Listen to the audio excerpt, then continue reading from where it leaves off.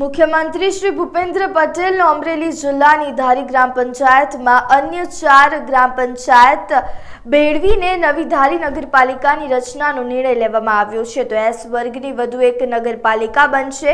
રાજ્યમાં હાલ અ વર્ગની 22, બ ની 30 અને ક ની 60 અને ડ ની 47 મળીને કુલ 159 નગરપાલિકાઓ છે. ત્યારે ધારી 160મી નગરપાલિકા બનશે. મુખ્યમંત્રી શ્રી ભૂપેન્દ્ર પટેલના મહત્વપૂર્ણ નિર્ણયથી પ્રવાસન સહિત આર્થિક સામાજિક વિકાસની ગતિને પણ વેગ મળશે. જેવી કાકડિયા, ધારાસભ્ય ધારી બગસરા ખાંભા, આજે માનનીય ગુજરાત રાજ્યના મુખ્યમંત્રી ભૂપેન્દ્ર પટેલ સાહેબ જે રજૂઆતને અંતે ધારીને નગરપાલિકાનો દરજ્જો જાહેર કરેલ છે.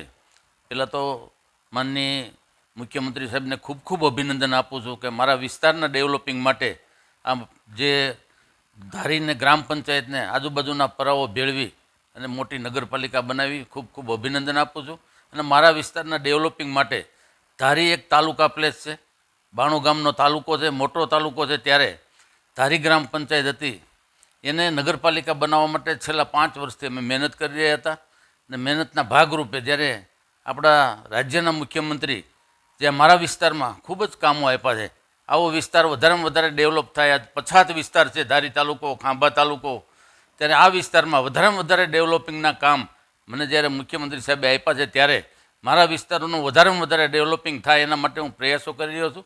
આંબડી પાર્ક, ત્યાં ધારી સિટીમાં જુઓ તો યોગીજી મંદિર, જે દેશનું મોટું મંદિર અને યાત્રાધામ જ્યારે બની રહ્યું છે, ત્યારે આ વિસ્તાર મારો ધારી તાલુકો અને ધારી તાલુકાના દરેક પ્રજાજનોની લાગણી હતી કે ધારીને ગ્રામ પંચાયતમાંથી નગરપાલિકા બનાવો. ત્યારે રજૂઆતોને અંતે માનનીય મુખ્યમંત્રી સાહેબે આજે ધારીને નગરપાલિકાનો દરજ્જો આપ્યો છે.